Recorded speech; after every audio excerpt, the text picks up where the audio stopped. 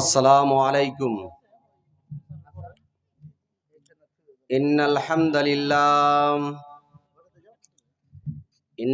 হামদালিল্লাহি নাহমাদুহু ওয়া নাস্তাঈনুহু ওয়া নাস্তাগফিরুহু ওয়া নাউযু বিল্লাহি মিন শুরুরি আনফুসিনা ওয়া মিন সাইয়্যাতি আমালিনা।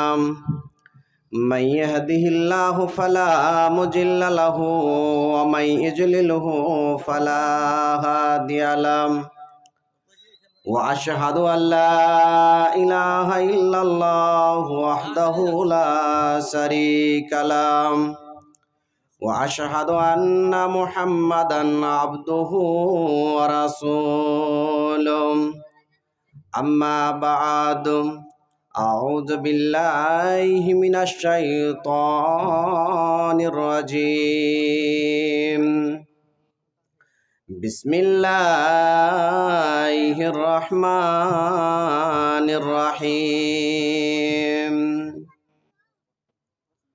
قل إن كنتم تحبون الله فاتبعوني يحببكم الله ويغفر لكم ذنوبكم والله غفور رحيم.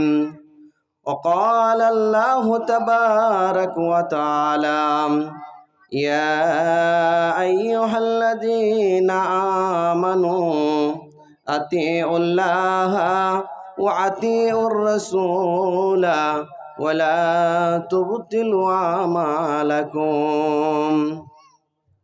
وقال النبي صلى الله عليه وسلم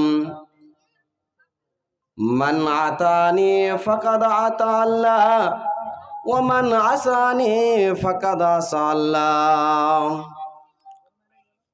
ওগো আল্লাহ মেহেরবান আমি গাহি যে তোমার গান। ওগো আল্লাহ মেহেরবান আমি গাহি যে তোমার গান। রূপে ভরা দুনিয়াটা দেখতে কত ভালো, তাই তো তুমি দেখার লাগি দিয়েছ নয়নে আলো। ওগো আল্লাহ মেহেরবান আমি গাহি যে তোমার গান। উপস্থিত আজকের এই মহতি সভার যোগ্যতম সভাপতি সাহেব ও স্টেজে ওলামায়ে ইকরামগণ, সামনে বসে থাকা ইসলাম দরদি ভাই সকল, পর্দা নাসিনা মা ও ভগ্নীগণ, সর্বপ্রথম সেই মহান সত্য রব্বুল আলামিনের প্রশংসা করি, যেই মহান আল্লাহ পাক রব্বুল আলামিন এই মহতি সভায় আমাদের আসার এবং কোরআন এবং হাদিস শ্রবণ করার এই সুবর্ণ সুযোগ করে দিয়েছেন। সেই মহান সত্য রব্বুল আলামিনের প্রশংসা করি, অন্তরের অন্তরস্থল থেকে বলি আলহামদুলিল্লাহ। তিনার পরে পরে তিনার হাবিব, মানব কুলের শ্রেষ্ঠ মানব, নবী কুলের শিরোমণি হযরত মুহাম্মদ মুস্তাফা সাল্লাল্লাহু আলাইহি ওয়াসাল্লামের ওপর শত সহস্র দুরুদ ও সালাম বর্ষিত হোক। আল্লাহুম্মা সাল্লি আলাইহি আল্লাহুম্মা বারিক আলাইহি। সম্মানিত মুসলিম সমাজ, মহাগ্রন্থ আল কোরআন হইতে দুই জায়গা থেকে দুটি আয়াত তেলাওয়াত করেছি এবং মহানবী মুহাম্মদ রাসূলুল্লাহ সাল্লাল্লাহু আলাইহি ওয়াসাল্লামের একটি হাদিস পাঠ করেছি। হাদিস এবং কোরআনকে সামনে রেখে আজকের সংক্ষিপ্ত সময়ে আমার বক্তব্য ইতি করব ইনশাআল্লাহুল আজিজ। ওমা তৌফিক ইল্লা বিল্লাহ। আজকে যে বিষয়টি নিয়ে কথা বলবো বলে মনে করেছি তা হচ্ছে ইত্তেবায়ে রাসূল তথা রাসূলের অনুসরণ। সম্মানিত মুসলিম সমাজ, আজ আমরা নিজেদেরকে মুসলমান বলে মনে করি, মুসলমান নিজেকে দাবি করি। মুসলমান নিজেকে দাবি করতে গেলে, মুসলমান বলে নিজেকে প্রমাণ করতে গেলে আল্লাহ আল্লাহ রাসূলের বিধান মেনে চলতে হবে। আল্লাহ আল্লাহ রাসূলের নির্দেশ মেনে চলতে হবে, কোরআন হাদিস মেনে চলতে হবে। তারপরেই একজন মানুষ নিজেকে মুসলমান বলে, নিজেকে ঈমানদার বলে পরিচয় দিতে পারবে, অন্যথায় নয়। যদি কোনো মানুষ মনে করে যে আমি মুসলমানের ঘরে জন্ম নিয়েছি বলে আমি মুসলমান, যদি কেউ মনে করে যে আমার নাম আব্দুল্লাহ, আমার নাম আব্দুর রহমান বলে আমি মুসলমান, কেউ যদি মনে করে যে আমি গরুর মাংস খাই বলে মুসলমান, তাহলে এই সিদ্ধান্ত পুরোটাই ভুল। এগুলোর মাধ্যম দিয়ে কেউ নিজেকে মুসলমান প্রমাণ করতে পারবে না, নিজেকে মুসলমান বলে দাবি করতে পারবে না। সম্মানিত মুসলিম সমাজ, নিজেকে মুসলমান দাবি করতে গেলে কোরআন এবং হাদিসকে মেনে চলতে হবে। কোরআন হাদিস মানা ব্যতীত নিজেকে কোনো মানুষ নিজেকে মুসলমান বলে দাবি করতে পারে না। আমরা নিজেকে মুসলমান দাবি করতে গেলে আল্লাহ আল্লাহ রাসূলকে ভালোবাসতে হবে। আল্লাহ আল্লাহ রাসূলকে ভালোবাসার মাধ্যম দিয়ে নিজেকে ঈমানি অবস্থায়, ঈমানি হালাতে নিজেকে দুনিয়ার বুকে চলাফেরা করতে হবে এবং ঈমানি অবস্থায় ইহকাল ত্যাগ করে পরকাল গমন করতে হবে। তাহলে একজন মানুষ পরকালে নাজাত পেতে পারে, অন্যথায় সে নিজেকে মুসলমান দাবিও করতে পারে না, মৃত্যুর পরে সে জান্নাতও পেতে পারে না।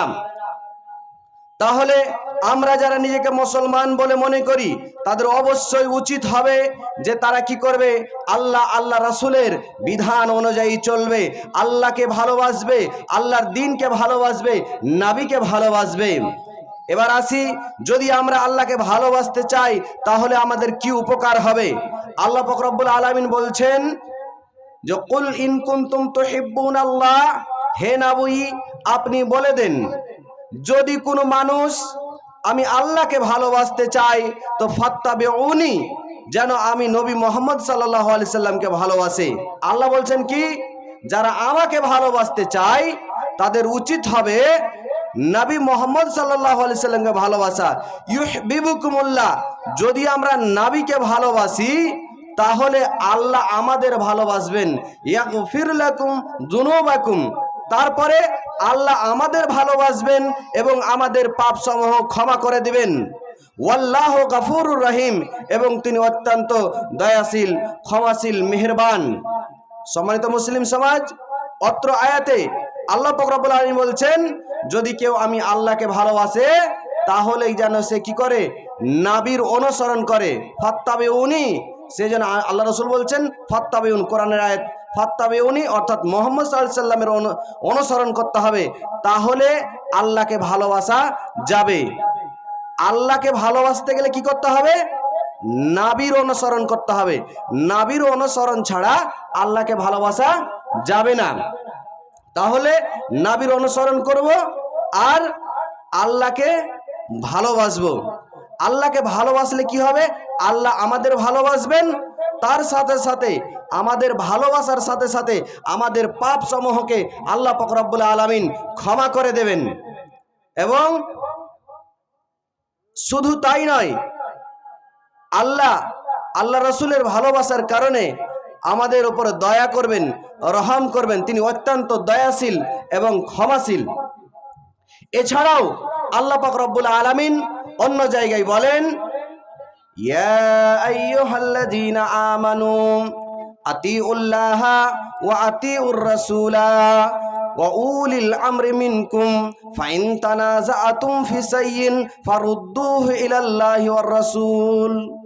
আল্লাহ তাবারাক ওয়া তাআলা কোরআনে কারীমের মধ্যে ঘোষণা করছেন, হে ঈমানদারগণ, যারা ঈমান এনেছো তোমরা শুনে নাও, যদি তোমরা আমি আল্লাহকে ভালোবাসতে চাও তাহলে কি করতে হবে, ইয়া আইয়ুহাল্লাযীনা আমানু আতিউল্লাহ, তোমরা কি করো, আল্লাহর আনুগত্য করো, ওয়া আতিউর রাসূলা, এবং তোমরা রাসূলের অনুসরণ করো, রাসূলের আনুগত্য করো, ওয়া উলিল আমরি মিনকুম, এবং তোমাদের মধ্যে যারা দায়িত্বশীল রয়েছে, যারা ক্ষমতার অধিকারী রয়েছে তাদেরকে তোমরা কি করবে?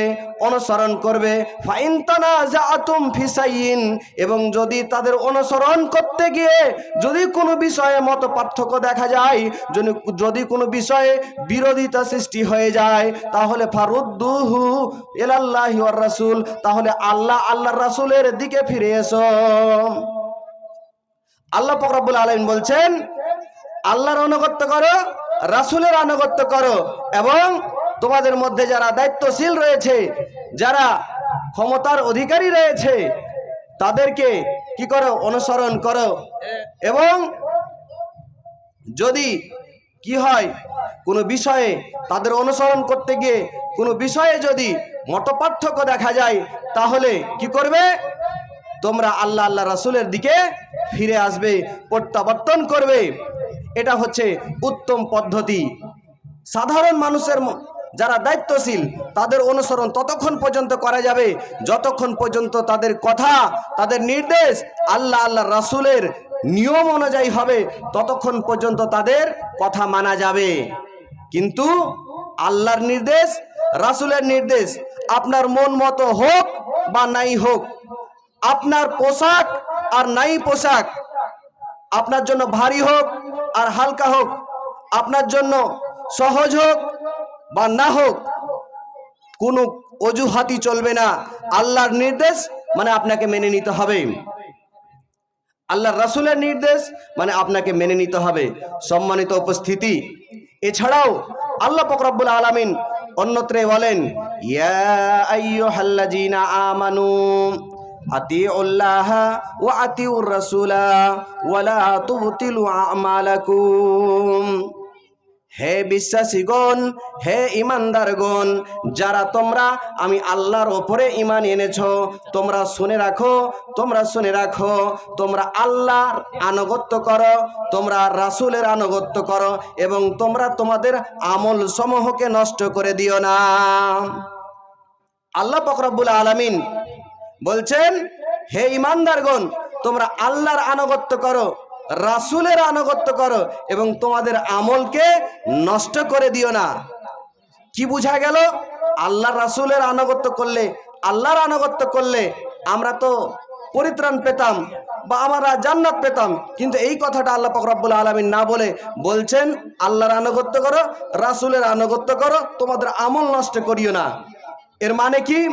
যদি আমরা আল্লাহর বিধান অনুযায়ী না চলি, রাসূলের বিধান অনুযায়ী না চলি, আমল যদি আল্লাহর না হয়, আমলটা যদি রাসূলের অনুসরণ অনুযায়ী না হয়, তাহলে সেই আমল যতই আমি সুন্দর করি আর যতই নেকি মনে করে করি আর যতই পরিশ্রম করে করি না কেন, সেই আমল আমাদের কোনোই কাজে আসবে না। সেই আমল আমাদের বাতিল হয়ে যাবে, সেই আমল আমাদের অগ্রহণযোগ্য হয়ে যাবে, গ্রহণযোগ্য হবে না। সম্মানিত মুসলিম সমাজ, যদি আমরা কোনো আমল করতে চাই, তাহলে সেই আমলটা আল্লাহ বলেছেন কিনা, রাসূল কিভাবে করেছেন, সেইভাবেই আমাদের করতে হবে। নচেত আমরা যতই সুন্দর করে আমল করি না কেন, সেই আমল কোনো আমাদের কাজে আসবে না, আমলটা আমাদের বেকার হয়ে যাবে, বরবাদ হয়ে যাবে। এবং হাদিসে এসেছে, সেই আমল যদি আল্লাহ রাসূলের নির্দেশ অনুযায়ী না হয়, সেই আমল কি হবে? জাহান্নামে যাওয়ার কারণ হয়ে যাবে। সম্মানিত উপস্থিতি, আল্লাহ পাক রব্বুল আলামিন অন্যত্রে বলেন, সূরা হাসরের মধ্যে আয়াতটি এসেছেন, আল্লাহ পাক রব্বুল আলামিন বলছেন, ওয়ামা আতাকুমুর রাসূলু ফাখুযুহু ওয়ামা নাহাকুম আনহু ফান্তাহু। তোমাদের রাসূল অর্থাৎ রাসূল সাল্লাল্লাহু আলাইহি সাল্লাম তোমাদের যা দেয় তা তোমরা গ্রহণ করো, তা তোমরা মেনে নাও। ওয়ামা নাহাকুম আনহু, এবং যেই সমস্ত জিনিস থেকে রাসূল তোমাদের বাধা প্রদান করে, যেগুলো থেকে তোমাদের নিষেধ করে, সেগুলো থেকে তোমরা বিরত থাকো। তারপর আল্লাহ পাক রব্বুল আলামিন বলছেন, ওয়াত্তাকুল্লাহ ইন্নাল্লাহা সাদীদুল ইকাব। আল্লাহকে ভয় করো, নিশ্চয় আল্লাহ শাস্তিতে কঠোর। নিশ্চয় আমাদের কি করতে হবে? আল্লাহর রাসূল যেগুলো আমাদের নির্দেশ দিয়েছেন, যেগুলো মানতে বলেছেন, সেইগুলোই আমাদের মানতে হবে। যেগুলো আমাদের নিষেধ করেছেন, সেগুলো থেকে আমাদেরকে বেঁচে থাকতে হবে, সেগুলো আমাদের ছেড়ে দিতে হবে। যদি আমরা না ছাড়ি, আল্লাহ রাসূল যেগুলো বলেছে সেগুলো যদি আমরা না করি, যেগুলো নিষেধ করেছে সেগুলো যদি করি, তাহলে আল্লাহ পাক রব্বুল আলামিন আমাদের শাস্তি দেবেন, এবং তিনি শাস্তি দিতে তিনি খুবই কঠোর। সম্মানিত মুসলিম সমাজ, আমাদেরকে আল্লাহ রাসূলের বিধান অনুযায়ী চলতে হবে। এই মর্মে আল্লাহ পাক রব্বুল আলামিনের অনুসরণ করেই চলতে হবে, আল্লাহ রাসূলের অনুসরণ করে চলতে হবে, তাছাড়া আমাদের কোনো গতি নেই। আল্লাহ পাক রব্বুল আলামিন বলছেন, লাকাদ কানা লাকুম ফি রাসূলিল্লাহি উসওয়াতুন হাসানাহ, তোমাদের জন্য আল্লাহ পাক রব্বুল আলামিন বলছেন তোমাদের জন্য রাসূলের মধ্যে উত্তম আদর্শ রয়েছে, উত্তম চরিত্র রয়েছে। তোমরা যারা আদর্শ হতে চাও, উত্তম আদর্শের অধিকারী হতে চাও, তোমরা কি করো? রাসূলের আদর্শ থেকে আদর্শ নিয়ে আদর্শিত হও। আল্লাহ পাক রব্বুল আলামিন বলছেন, লিমান কানা ইয়ারজুল্লাহ ওয়াল ইয়াউমাল আখির, যদি তোমরা পরকালকে, আল্লাহর উপর ঈমান রাখো, পরকালকে যদি তোমরা কি করতে চাও, পরকালকে যদি তোমরা বিশ্বাস করো, পরকালে যদি আল্লাহর সাথে মোলাকাত করতে চাও, তাহলে তোমাদের উচিত হবে আল্লাহ রাসূলের আনুগত্য করা, আল্লাহ রাসূলের আইডিয়ালটাকে আমাদের নিজেদের মধ্যে বাস্তবায়ন করা, আর বেশি বেশি করে আল্লাহর জিকির করা, আল্লাহকে স্মরণ করা। আল্লাহ পাক রব্বুল আলামিন নাই বলছেন, একজন সাহাবী আল্লাহ পাক রব্বুল আলামিনের একজন সাহাবী কি বলছেন? আল্লাহ রাসূল সাল্লাল্লাহু আলাইহি সাল্লামের হাত ধরে চলতে আছেন। তিনি হচ্ছেন হযরত উমর রাদিয়াল্লাহু তাআলা আনহু। আল্লাহ রাসূল সাল্লাল্লাহু আলাইহি সাল্লামের হাতের মধ্যে হাত দিয়ে রাস্তা দিয়ে চলছেন। তো আল্লাহ রাসূল সাল্লাল্লাহু আলাইহি সাল্লামের হাত এবং হযরত উমর রাদিয়াল্লাহু তাআলা আনহুর হাত একসাথে বাঁধা। এই অবস্থা দেখে হযরতে উমর ফারুক রাদিয়াল্লাহু তাআলা আনহু খুশি হয়ে, আনন্দিত হয়ে বলছেন, আল্লাহ রাসূল, আমি আমার জানের চাইতে, আমার জানের পরে যত কিছু আছে সব জিনিসের চাইতে আমি আপনাকে বেশি ভালোবাসি। আল্লাহ রাসূল সাল্লাল্লাহু আলাইহি সাল্লাম হযরতে উমরকে বলছেন, উমর, তুমি এখনো পূর্ণাঙ্গ ঈমানদার হতে পারোনি। আল্লাহ রাসূল সেই জায়গাতে বললেন যে ততক্ষণ পর্যন্ত পৃথিবীর কোনো মানুষ, অর্থাৎ তোমাদের মধ্যে কোনো মানুষ ততক্ষণ পর্যন্ত ঈমানদার হতে পারে না যতক্ষণ পর্যন্ত সে তার বাবা, মা, ছেলে, পৃথিবীর সমস্ত মানুষের চাইতে আমি নবী মুহাম্মদ সাল্লাল্লাহু আলাইহি সাল্লামকে ভালো না বাসবে, ততক্ষণ পর্যন্ত কোনো মানুষ, কোনো মুসলমান পূর্ণাঙ্গ ঈমানদার মুমিন হতে পারে না। এই কথা শোনার পরে হযরতে উমর ফারুক রাদিয়াল্লাহু তাআলা আনহু তিনি বললেন, আল্লাহ রাসূল, এখন আমি সারা পৃথিবীর সমস্ত জিনিসের চাইতে, আমি আমার মা বাবার চাইতে, আমি আমার সন্তান সন্ততিদের চাইতে, আমার চাইতেও আমি আপনাকে বেশি ভালোবাসি। আল্লাহ রাসূল সাল্লাল্লাহু আলাইহি সাল্লাম বললেন, উমর, তুমি এখন পূর্ণাঙ্গ ঈমানদার। সম্মানিত মুসলিম সমাজ, তাহলে একজন মানুষ নিজেকে ঈমানদার দাবি করতে গেলে তাকে কি করতে হবে? নিজের চাইতেও, সারা পৃথিবীর সমস্ত মানুষের চাইতেও আল্লাহ পাক রব্বুল আলামিনের নবীকে বেশি ভালোবাসতে হবে, এবং আল্লাহ রাসূল সাল্লাল্লাহু আলাইহি সাল্লামকে ভালোবাসতে হবে। তার মধ্যেই উত্তম চরিত্র রয়েছে। আল্লাহ পাক রব্বুল আলামিন বলছেন, ইন্নাকা আলা খুলুকিন আযীম, নিশ্চয় আপনি উত্তম চরিত্রের অধিকারী। তাহলে পৃথিবীতে একজন মানুষ রয়েছেন, যে একজন মানুষ, তিনি হচ্ছেন মুহাম্মদ সাল্লাল্লাহু আলাইহি সাল্লাম, যার মধ্যে উত্তম চরিত্র রয়েছে। কেউ যদি উত্তম চরিত্র অধিকারী হতে চাই, তাহলে তাকে আল্লাহ রাসূল সাল্লাল্লাহু আলাইহি সাল্লামের উত্তমকে ধরতে হবে, আঁকড়াতে হবে, নিয়ে নিতে হবে। অন্যত্র আল্লাহ পাক রব্বুল আলামিন বলেন, মাইয়ুতির রাসূলা ফাকাদ আতা আল্লাহ, যেই ব্যক্তি আল্লাহ রাসূল সাল্লাল্লাহু আলাইহি সাল্লামের কি করলো? এতাআত করলো, সে যেন আল্লাহরই এতাআত করলো। যে ব্যক্তি আল্লাহ রাসূলের অনুসরণ করলো, সে যেন আল্লাহরই অনুসরণ করলো। অতএব আমরা যদি আল্লাহকে ভালোবাসতে চাই, আল্লাহর এতাআত করতে চাই, তাহলে আল্লাহর রাসূলের অনুসরণের মাধ্যমেই আল্লাহকে এতাআত করতে হবে, আল্লাহ রাসূলের কথা মতো চলতে হবে। সম্মানিত মুসলিম সমাজ, আল্লাহ পাক রব্বুল আলামিন নবী অন্যত্রে বলেন, হযরত আবু হুরায়রা রাদিয়াল্লাহু তাআলা আনহু তিনি বর্ণনা করেন যে মান আতানি ফাকাদ আতা আল্লাহ ওয়া মান আসানি ফাকাদ আসা আল্লাহ। যে ব্যক্তি আল্লাহর রাসূলের ইতাআত করলো সে যেন আল্লাহর ইতাআত করলো, আর যে ব্যক্তি আল্লাহর রাসূলের অবাধ্য হলো সে যেন আল্লাহর অবাধ্য হয়ে গেল। তাহলে আল্লাহর অনুসরণ করতে গেলে আল্লাহর ইতাআত করতে গেলে নবীর অনুসরণের মাধ্যমেই আল্লাহর ইতাআত করতে হবে।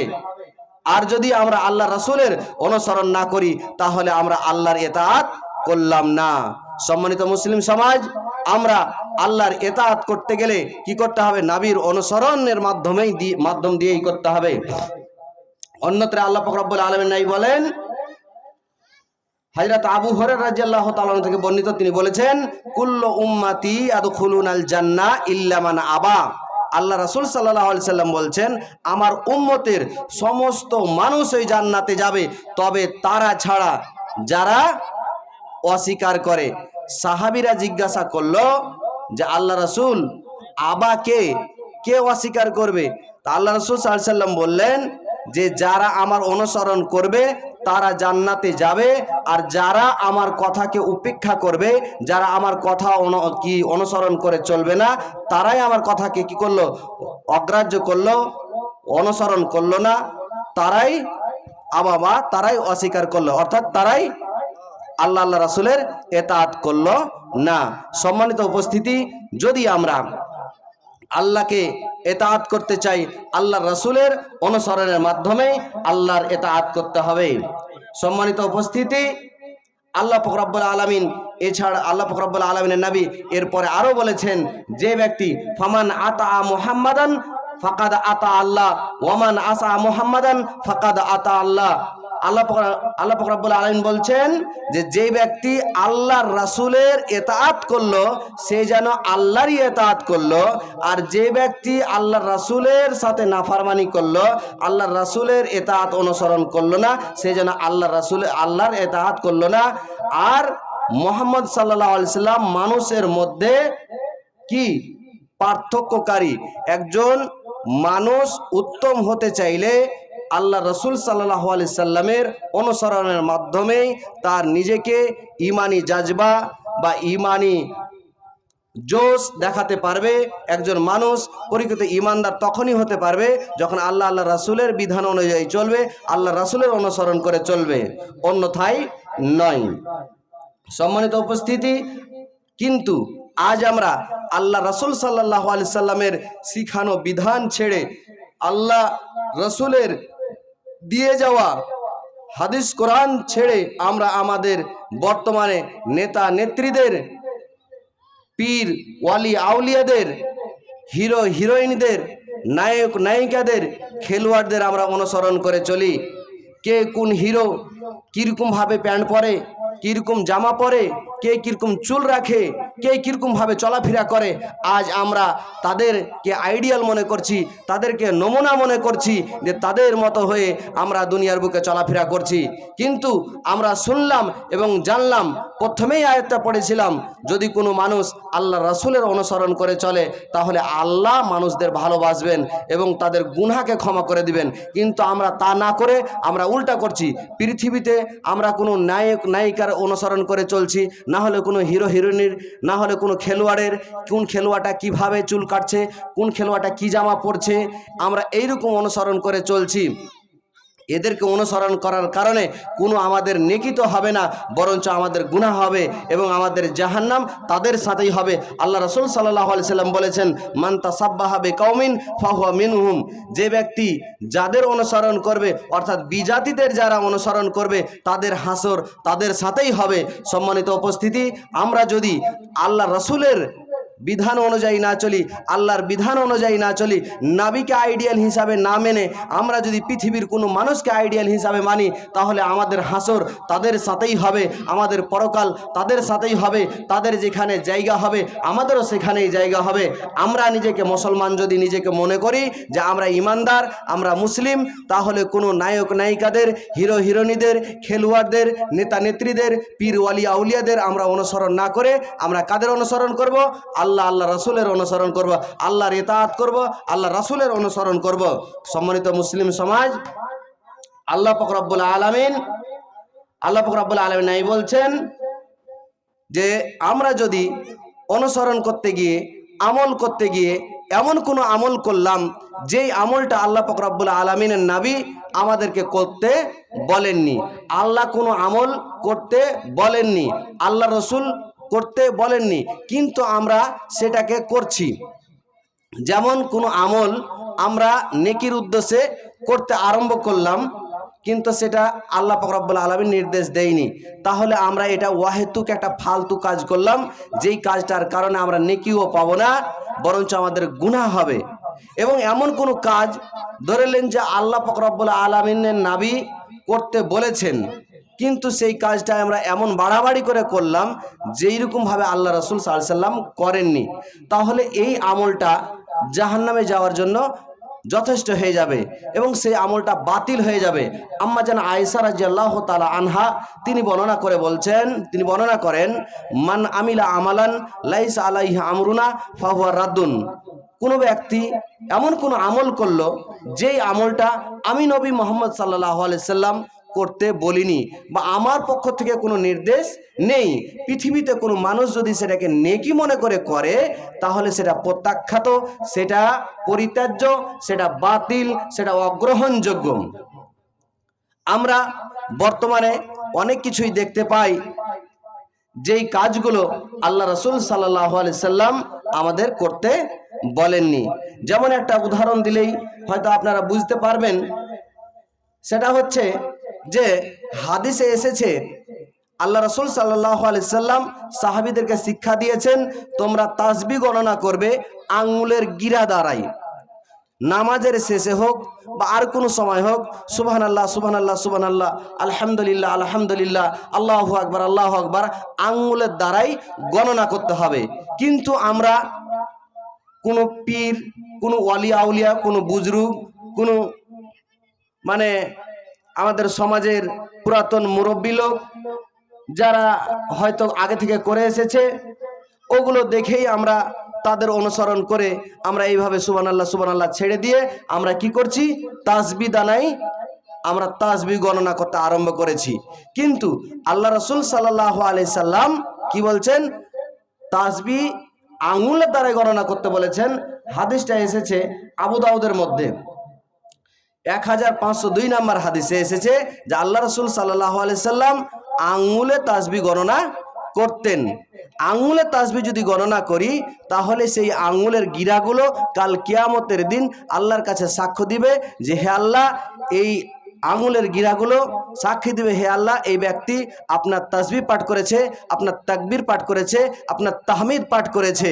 কিন্তু যেই জিনিসগুলো দিয়ে আমরা তাসবিহ দানা দিয়ে আমরা তাসবিহ গণনা করছি সেটা আল্লাহ রাসূল করতে বলেননি। একটা হাদিসে এসেছে যে আল্লাহ রাসূল সাল্লাল্লাহু আলাইহি সাল্লামের মৃত্যুর পর হযরতে আব্দুল্লাহ বিন মাসউদ তিনি বর্ণনা করছেন যে একদিন মসজিদে দেখছি, মসজিদে নববীতে কিছু সাহাবী পাথর নিয়েছে 33টা করে, 333-99 আর একটা 100 দিয়ে 100টা গিঠি নিয়েছে, নিয়ে কি করছে, একটা একটা করে তাসবিহ গণনা করছে। এই অবস্থা আব্দুল্লাহ বিন মাসউদ দেখে তিনি রাগে ক্রোধে তিনি ফেটে পড়লেন এবং তিনি বললেন, আল্লাহ রাসূল সাল্লাল্লাহু আলাইহি সাল্লামের জুতা মোবারক এখনো আমার বাড়িতে মজুদ রয়েছে, আল্লাহ রসুলের মৃত্যু বেশি দিন হয়নি, তারপরে তোমরা এই বেদাতি কাজ করতে আরম্ভ করে দিয়েছো। কদিন হলো আল্লাহ রসুল সাল্লাল্লাহু আলাইহি সাল্লামের মৃত্যুবরণ করা, আর তোমরা এই বেদাতিতে তোমরা লিপ্ত হয়ে গিয়েছো। অর্থাৎ তিনি বুঝাতে চাইছেন যে এই পাথর দিয়ে বা কোনো পাথর দিয়ে বা তাসবিহ দানা দিয়ে তাসবিহ পাঠ করতে হবে না, তাসবিহ গণনা করতে হবে না, আঙ্গুল দিয়েই তাসবিহ পাঠ করতে হবে। সম্মানিত মুসলিম সমাজ, আমাদের এইরকমভাবে অনেকগুলো কাজ রয়েছে যেই কাজগুলো আমাদের সমাজে সুন্নাত মনে করে আমরা করি, কিন্তু আমরা সহি হাদিস যেগুলো রয়েছে যে আল্লাহ রাসূল সাল্লাল্লাহু আলাইহি সাল্লাম কি পদ্ধতিতে কি আমলটা করতেন সেগুলো আজকে আমরা ছেড়ে দিচ্ছি। তো আমরা আল্লাহ রাসূল সাল্লাল্লাহু আলাইহি সাল্লামের সাহাবীরা কিভাবে আল্লাহ রাসূল সাল্লাল্লাহু আলাইহি সাল্লামের ইতাআত করতেন, অনুসরণ করতেন আল্লাহ রাসূলের, সেই সম্পর্কে কয়েকটা হাদিস আপনাদের সম্মুখে পাঠ করছি বা আপনাদের সম্মুখে পেশ করছি, তা হচ্ছে হযরতে জাবের রাদিয়াল্লাহু তাআলা আনহু তিনি বলেন যে একদিন আমরা কি করছিলাম, এক যুদ্ধে গেছিলাম, খাইবারের যুদ্ধে। সে খাইবার যুদ্ধ থেকে আমরা ফিরে আসছিলাম। ফিরে আসার সময় কিছু আমরা গাধা পেলাম। কিছু গাধা পাওয়ার পরে সেই গাধাগুলোকে আমরা জবাই করলাম। জবাই করার পরে রান্না বান্না আরম্ভ করে দিলাম। তো রান্না বান্না আরম্ভ করে দিয়েছি। রান্না এতটুক প্রস্তুত হয়েছে যে নামলেই খেতে পাওয়া যাবে। রান্না একবারে কমপ্লিট, গাধার মাংস রান্না কমপ্লিট। নামলেই চুলা থেকে নামলেই ডেকচিটা নামালেই সাহাবীরা খেতে পাবে। এই মতো অবস্থায় একজন ঘোষণাকারী আল্লাহ রাসূল সাল্লাল্লাহু আলাইহি সাল্লামের পক্ষ থেকে ঘোষণা করে দিল যে পালতু গাধা মাংসকে আল্লাহ রাসূল নিষেধ করে দিয়েছেন, অর্থাৎ আল্লাহর পক্ষ থেকে এই গাধার মাংস হারাম করে দেওয়া হয়েছে, খাওয়া যাবে না। তৎক্ষণাৎ সাহাবীরা সেই মাংসর ডেকচিগুলোকে, হাঁড়িগুলোকে, পাতিলগুলোকে উল্টে দিল। তাদের ইমানি জাজবা, তাদের আল্লাহ রসুলের কথা মানতেন কেমন করে, কত দ্রুত আল্লাহ রসুলের কথাকে তারা মানতো, সেটা দেখাতে চাইছি। যে রান্না হয়ে গিয়েছে, আমার মতো আপনার মতো লোক হলে আল্লাহ রসুলকে বলতেন, হে আল্লাহ রসুল, আজকে মাংস যেহেতু হয়েই গিয়েছে, আজকে খেয়ে নি, এখন খেয়ে নি, এর পরের দিন থেকে আর খাবো না। কিন্তু তিনারা কত ইমানি জাজবা তাদের কত বেশি ছিল, ইমানি পাওয়ার কত বেশি ছিল, আল্লাহ রাসূলকে কত মহব্বত করতেন, আল্লাহ রাসূলের কথাকে কত মানতেন এবং কত দ্রুত মানতেন, যে রান্না করা মাংস ঘোষণা হওয়ার সাথে সাথেই তিনারা কি করলেন, মাংসর ডেকচিকে উল্টে দিলেন। আরেকটি হাদিস, আল্লাহ রাসূল সাল্লাল্লাহু আলাইহি সাল্লাম একদিন জুমার খুতবা দিচ্ছিলেন। এমতো অবস্থায় কিছু সাহাবী মসজিদের মধ্যে দাঁড়িয়েছিলেন। জুমার সময়, খুতবার সময় দাঁড়িয়ে থাকা বিশৃঙ্খলা দেখাচ্ছে। ফলে আল্লাহ রাসূল সাল্লাল্লাহু আলাইহি সাল্লাম তাদের উদ্দেশ্যে বললেন, ইজলিসু, তোমরা বসে যাও। আর সেই সময়তেই হযরত আব্দুল্লাহ ইবনে মাসউদ রাদিয়াল্লাহু তাআলা আনহু মসজিদে প্রবেশ করছিলেন, মসজিদের মধ্যে ঢুকছিলেন। একটা পা মসজিদের মধ্যে আর একটা পা মসজিদের বাইরে, তিনি এমন একটা জায়গায় রয়েছেন যে মসজিদের দরজার মধ্যে, একেবারে একটা পা মসজিদের ভিতরে আর একটা বাইরে। সাথে সাথে তিনি শুনতে পেলেন কথাটা আল্লাহ রসুলের, তোমরা বসে যাও। তো তিনি যে কত দ্রুত আল্লাহ রসুলের কথা মানছিলেন, মানতে গিয়ে তিনি ওইভাবেই একটা পা ভিতরে আর একটা পা বাইরে বসে পড়লেন। আল্লাহ রসুল সাল্লাল্লাহু আলাইহি সাল্লাম তার দিকে দেখলেন, দেখে বলছে, আব্দুল্লাহ ইবনে মাসউদ, তুমি ভিতরে চলে এসো। আমি এই কথা থেকে এটাই বুঝাতে চাইছি, এই হাদিস থেকে, যে আল্লাহ রসুলের সাহাবীরা আল্লাহ রসুলের কথা কত তাড়াতাড়ি মানতেন, কিভাবে আল্লাহ রসুলকে অনুসরণ করতেন। যে কথা বললেন আল্লাহ রসুল, সাধারণভাবে যারা দাঁড়িয়ে ছিল তাদের উদ্দেশ্যে বলছেন, তোমরা বসে যাও। আর সেই সময়তেই আব্দুল্লাহ ইবনে মাসউদ মসজিদে ঢুকছিলেন, তার কথা শুনতে পেয়ে, আল্লাহ রসুলের কথা শুনতে পেয়ে সেখানেই তিনি বসে গেছেন। দেখার সুযোগ নেই আমি কোন জায়গাতে বসছি, সেই জায়গাটা বসার উপযোগী কিনা, আল্লাহ রসুল বলেছেন বসে যেতে হবে।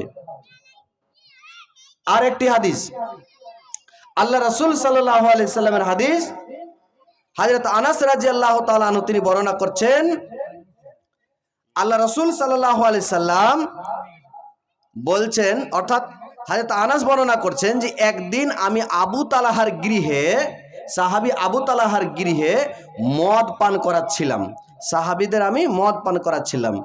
আপনারা শুনে হয়তো অবাক হয়ে যাবেন যে মদ তাহলে তো ভালোই জিনিস, আমরা খাচ্ছি তাহলে খাওয়া যায়, সাহাবীরা খেয়েছে না। একটু কথাটা মনে রাখবেন যে এটা হচ্ছে মদ হারাম হওয়ার পূর্বেকার ঘটনা, আগেকার ঘটনা। মদ সম্পূর্ণ যখন হারাম হয়নি তার আগেকার ঘটনা। একদিন আল্লাহ রসুল সাল্লাল্লাহু আলাইহি সাল্লামের সাহাবীরা মদ পান করছিলেন। আবু তালহার বাড়িতে মদ বেশ কয়েকজন সাহাবী পান করছিলেন, তাদেরকে হযরতে আনাস রাদিয়াল্লাহু তাআলা আনহু তিনি পান করাচ্ছিলেন। এই মতো অবস্থায় বাইরে একজন ঘোষণাকারী ঘোষণা দিচ্ছেন, আজ থেকে মদ হারাম করে দেওয়া হয়েছে। আল্লাহ রাসূল সাল্লাল্লাহু আলাইহি ওয়াসাল্লাম আজকে থেকে মদ হারাম করে দিয়েছেন। মদকে আর কিয়ামত পর্যন্ত পান করা যাবে না। তিনি একজন আল্লাহ রাসূলের ঘোষণাকারী ঘোষণা করছেন রাস্তা দিয়ে আর বয়ে চলে যাচ্ছেন। এই আওয়াজ ঘরের মধ্যে যখন পৌঁছালো, হযরত আবু তালহা রাদিয়াল্লাহু তাআলা আনহু এই আওয়াজ শুনতে পেয়ে হযরত আনাসকে বলছেন, আনাস বাইরে গিয়ে দেখো তো কিসের যেন আওয়াজ শুনতে পাওয়া যাচ্ছে। এই আওয়াজ শুনে হযরত আনাস রাদিয়াল্লাহু তাআলা আনহু সে আবু তালহার ঘর থেকে বাইরে গেল। বাইরে গিয়ে শুনতে পেল কি, যে একজন ঘোষণাকারী ঘোষণা দিচ্ছে যে আল্লাহ রাসূল সাল্লাল্লাহু আলাইহি সাল্লামের ওপরে আল্লাহর নির্দেশ চলে এসেছে যে এতদিন পর্যন্ত যেই মানুষেরা মদ পান করছিল, আনন্দ করছিল, ফুর্তি করছিল, সেই আনন্দের দিন, সেই ফুর্তির দিন, সেই মদ পান করার দিন আজ থেকে হারাম হয়ে গেল। কিয়ামত পর্যন্ত যারা নিজেকে মুসলমান বলে দাবি করবে তারা আর মদ পান করতে পারবে না, চিরদিনের জন্য মদ হারাম হয়ে গেল। এই খবর শুনে হযরত আনাস রাদিয়াল্লাহু তাআলা আনহু সেই আবু তালহার ঘরের মধ্যে প্রবেশ করলেন। আবু তালহা জিজ্ঞাসা করলেন, আবু তালহা জিজ্ঞাসা করছেন হযরত আনাসকে, আনাস বলো কিসের ঘোষণা শুনে আসলে? আনাস বলছে, আবু তালহা, আল্লাহ রাসূলের একজন ঘোষণাকারী ঘোষণা দিয়ে গেল যে আজকে থেকে নাকি মদ হারাম হয়ে গেল। তৎক্ষণাৎ তাদের ঘরের মধ্যে, তাদের গৃহের মধ্যে যতগুলো মদের মটকা ছিল, যতগুলো পাত্র ছিল, যতগুলো পাতিল ছিল, যতগুলো বোতল ছিল, যতগুলো জার ছিল, সমস্ত জিনিসকে উল্টে দেওয়া হলো। হাদিসের মধ্যে হযরত আনাস রাদিয়াল্লাহু তাআলা বর্ণনা করছেন যে সেই দিন মদিনা যেন সাইলাব হয়ে গিয়েছিল। মদিনার রাস্তাঘাট যেন মদের কারণে, মদ বয়ে যাওয়ার কারণে যেন বন্যা হয়ে গিয়েছিল। সম্মানিত উপস্থিতি, আমি এই হাদিস থেকে এটা বোঝাতে চাইছি, এটা দেখাতে চাইছি, এটা জানাতে চাইছি যে আল্লাহ রাসূল সাল্লাল্লাহু আলাইহি ওয়াসাল্লামের কথা আল্লাহ রাসূলের সাহাবীরা কিভাবে মানতেন। তিনারা এই যুক্তি খাটাননি যে আল্লাহ রাসূল কত পরিশ্রম করে এই মদটি তৈরি করেছি, আজকে খেয়ে নি, আজকে পান করে নি, এর পরের দিন থেকে আর তৈরিও করব না, আর খাবো না। তিনারা এই কথাটা ভাবেননি। যতই পরিশ্রম করে করুক না কেন, আর যতই ভালো জিনিস হোক না কেন, আল্লাহ রাসূলের বিধান চলে আসার পরে, আল্লাহ রাসূলের বিধান চলে আসার পরে, আল্লাহর বিধান চলে আসার পরে আর কথা শোনা যাবে না। তৎক্ষণাৎ সাথে সাথেই তারা সেই মদের পাতিলগুলোকে উল্টে দিল। সম্মানিত মুসলিম সমাজ, আর একটা হাদিস, একদা একদিন হযরত উমর রাদিয়াল্লাহু তাআলা আনহু তিনি তাওরাতের একটা পাণ্ডুলিপি, একটা পৃষ্ঠা আল্লাহ রাসূলের সামনে নিয়ে আসলেন। নিয়ে আসার পরে আল্লাহ রাসূলকে বলছেন, আল্লাহ রাসূল, এই কাগজটা, এই পাতাটা, এই পৃষ্ঠাটা হচ্ছে তাওরাতের। তাওরাত কি? তাওরাত হচ্ছে হযরত মুসা আলাইহিস সালামের উপরে আল্লাহ পাক রব্বুল আলামিন যেই গ্রন্থ নাজিল করেছিলেন, সেই গ্রন্থের নাম হচ্ছে তাওরাত।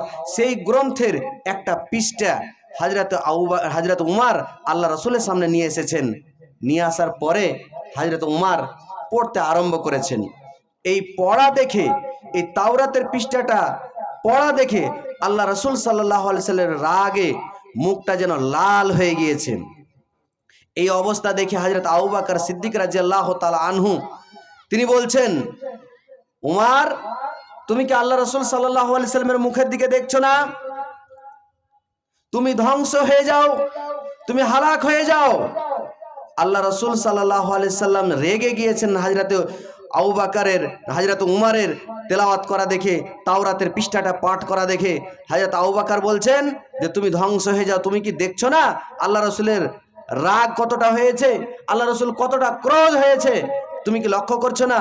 এই কথা শুনে, আবু বকরের এই কথা শুনে উমর রাদিয়াল্লাহু তাআলা আল্লাহ রাসূল সাল্লাল্লাহু আলাইহি সাল্লামের মুখের দিকে চেয়ে দেখলেন, তো দেখছে তিনি বিকটভাবে রেগে আছেন, একবারে অতিরিক্তভাবে রেগে আছেন। এই অবস্থা দেখে তিনি বলছেন, আল্লাহ তুমি আমাকে ক্ষমা করো, আল্লাহ রাসূল সাল্লাল্লাহু আলাইহি সাল্লামের রাগ থেকে তুমি আমাকে হেফাজত করো। এভাবে তিনি বলতে আরম্ভ করলেন। তারপর আল্লাহ রাসূল সাল্লাল্লাহু আলাইহি সাল্লাম আবু বকর উমরের উদ্দেশ্যে বললেন, হে উমর, তুমি যেই পৃষ্ঠাটা পাঠ করছো, সেই পৃষ্ঠাটা হচ্ছে তাওরাতের পৃষ্ঠা। শুনে রাখো, যদি আজ হযরতে মুসা আলাইহিস সালাম যদি জীবিত থাকতেন, আর যদি তোমরা তার বিধানকে মেনে নিতে, অর্থাৎ তাওরাতকে মেনে নিতে, তাহলে তোমরা একটা সোজা রাস্তা থেকে বিচ্যুত হয়ে যেতে, তোমরা একটা সঠিক পথ থেকে তোমরা উল্টো পথ ধরে নিতে। শুনে রাখো, আজ যদি হযরতে মূসা আলাইহিস সালাম বেঁচে থাকতেন তাহলে আমার উম্মত হয়ে যেত, অর্থাৎ আমার অনুসরণ করে চলতো। আর তুমি তাওরাতের পৃষ্ঠা পড়ে কি বুঝাতে চাইছো? সম্মানিত মুসলিম সমাজ, হযরতে উমর রাদিয়াল্লাহু তাআলা আনহু তাওরাতের পৃষ্ঠা পড়া দেখে আল্লাহ রাসূল রেগে গেলেন, বুঝাতে চাইলেন তাওরাতের আর প্রয়োজন নেই, এখন যে বিধান রয়েছে সেই বিধানটাকে মেনে নিতে হবে। তারপরে পরে হযরতে উমর রাদিয়াল্লাহু তাআলা আনহু তিনি আল্লাহ রাসূল সাল্লাল্লাহু আলাইহি সাল্লামের ক্রোধ দেখার পরে বলছে, আল্লাহ রাসূল, আমি আল্লাহর দিন পেয়ে, আল্লাহকে রব হিসাবে পেয়ে আমি খুশি, আমি আনন্দিত, আমি আপনাকে নবী হিসাবে পেয়ে আমি আনন্দিত, আমি ইসলামকে আমি নিজের ধর্ম পেয়ে আমি খুশি, আমি আর তাওরাত পড়ছি না। তাহলে কি বোঝা গেল? তিনারা সাথে সাথেই কোনো ভুল পথে থাকলে, কোনো খারাপ পথে থাকলে, যখনই তিনারা বিধান কোনো পেয়ে গিয়েছেন সঠিক বিধান, সাথে সাথেই তিনারা সেটাকে মেনে নেওয়ার চেষ্টা করেছেন। কিন্তু আজ আমরা নিজেদেরকে মুসলমান বলি, নিজেদেরকে ইমানদার বলে প্রমাণ করতে চাই, কিন্তু আমরা আল্লাহ রাসূলের বিধানকে মেনে চলছি না, আল্লাহ রাসূলের কথাকে আমরা অগ্রাহ্য করে চলছি। আল্লাহ পাক রব্বুল আলামিন বলছেন, আকিমুস সালাহ, তোমরা নামাজ কায়েম করো। আমরা নিজেকে মুসলমান দাবি করি, নিজেকে মুসলমান বলি, মুসলমানের নাম রেখেছি, কিন্তু নামাজ পড়ছি না। আটকি খাটকি 360 কি আমরা 8 দিনে একদিন জুমার নামাজ পড়ি, আটকি খাটকি আমরা জানাজার নামাজ পড়ি, আর 360 কি আমরা কি করি? ঈদের নামাজ পড়তে চাই। আটকি খাটকি আর 360 কি। তো আমরা এই ধরনের মুসলমান। একজন মুসলমান হতে গেলে নামাজ 5 ওয়াক্ত পড়তে হবে, জুমার নামাজ পড়ে শুধু হবে না। সম্মানিত মুসলিম সমাজ, হাদিসের মধ্যে এও এসেছে, বাইনাল আবদু ওয়া বাইনাল কুফরি তারকুস সালাহ, যদি কোনো মানুষ নামাজ পড়ে তাহলে সে মুসলমান, আর যদি নামাজ না পড়ে সে মুসলমান নয়। তাহলে আমরা কি ধরনের মুসলমান? আমরা কিভাবে আমরা নিজেকে মুসলমান বলে দাবি করি? আল্লাহ পাক রব্বুল আলামিন সূরা বাকারার মধ্যে বলেছেন যে কুতিবা আলাইকুমুস সিয়াম, হে ইমানদারগণ, তোমাদের উপরে নামাজকে, রোজাকে ফরজ করে দেওয়া হয়েছে। আমরা সারা বছর সুস্থ থাকি, আর রমজান মাস যখন চলে আসে তখন আমাদের অসুখ বেড়ে যায়, আমি রোজা করতে পারছি না। আমরা কি ধরনের মুসলমান? আমরা নিজেকে কিভাবে মুসলমান বলে পরিচয় দিই? সম্মানিত মুসলিম সমাজ, আল্লাহ রাসূল সাল্লাল্লাহু আলাইহি সাল্লাম বলছেন, তোমরা মোচকে ছোট করে দাও, দাড়িকে বড় করে দাও। আর আমরা দাড়িকে একবারে কেটে মহিলাদের মতন হয়ে যায়, আর দারোগার মতন আমরা কি করি? মোচকে ছেড়ে দিই কড়া কড়া করে। এটা আল্লাহ রাসূলকে মানা হলো না আল্লাহ রাসূলের উপেক্ষা করা হলো? সম্মানিত মুসলিম সমাজ, আমরা কি করে নিজেকে মুসলমান বলে দাবি করি? আল্লাহ রাসূল সাল্লাল্লাহু আলাইহি সাল্লাম বলছেন, লা ইয়ানজুরুল্লাহু ইয়াউমাল কিয়ামাতি ইজারুহু বাতারান, যেই ব্যক্তি টাকনুর নিচে প্যান্টকে, পাজামাকে, লুঙ্গিকে, কাপড়কে ঝুলিয়ে পরিধান করবে, যেই পুরুষ নিজের লুঙ্গিকে, নিজের প্যান্টকে, নিজের পাজামাকে টাকনুর নিচে ঝুলিয়ে পড়বে, কাল কিয়ামতের দিন আল্লাহ পাক রব্বুল আলামিন তার দিকে রহমতের নজরে দেখবেন না, তাদেরকে পবিত্র করবেন না, তাদেরকে জান্নাতে দিবেন না। সম্মানিত মুসলিম সমাজ, আজ উল্টো হয়ে গেছে, মহিলাদের থেকে মুখমণ্ডল এবং হাতের কবজিটুক ফাঁকা রাখতে বলেছে, তারপরে আমাদের মহিলারা কি করে? ছোট ছোট পোশাক পরে, আর তাদের পোশাক এত উলঙ্গ হয় যে তাদের দিকে নজর দেওয়াই, রাস্তাঘাটে চলাই আমাদের জন্য কষ্টকর হয়ে গেছে। আর পুরুষদের বলা হয়েছে যে তাদের টাকনুর উপরে কাপড় রাখতে হবে, কিন্তু আমরা কি করি? টাকনুর নিচে ঝুলিয়ে পড়ি। সম্পূর্ণ উল্টা। আল্লাহ পাক রব্বুল আলামিনের দরবারে দোয়া করি, হে আল্লাহ, অনেক কিছু বলার ছিল কিন্তু সময় সংক্ষিপ্তের কারণে বলা হলো না। তারপরে আমরা যেটুকু জানলাম, যেটুকু শুনলাম, আল্লাহ যেন আমাদেরকে শোনার এবং তার প্রতি আমল করার তৌফিক দান করেন। সকলে বলুন আল্লাহুম্মা আমিন। ও আখিরি দাওয়ানা আলহামদুলিল্লাহি রাব্বিল আলামিন। আসসালামু আলাইকুম ওয়া রাহমাতুল্লাহি ওয়া বারাকাতুহু।